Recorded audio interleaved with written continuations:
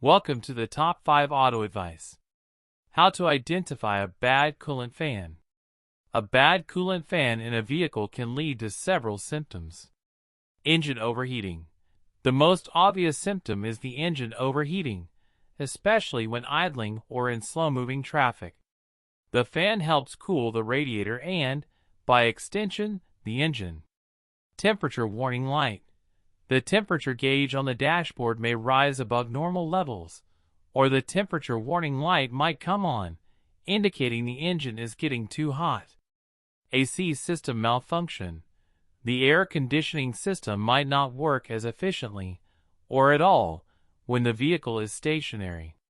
The cooling fan helps to dissipate heat from the AC condenser. Loud fan noise. A bad coolant fan might make unusual noises, such as grinding, clicking, or whirring sounds, indicating a mechanical issue. Frequent coolant loss. If the coolant fan isn't working, the engine might run hotter than normal, causing coolant to evaporate more quickly, which could result in frequent coolant top-offs. Poor engine performance. An overheating engine can lead to decreased performance, such as reduced power and fuel efficiency.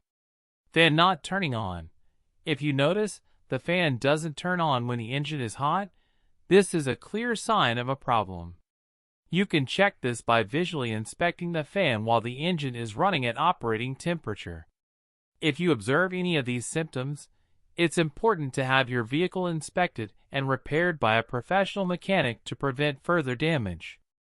If you want to see more videos like this, please consider like, share, and subscribe to this channel. Thanks for watching.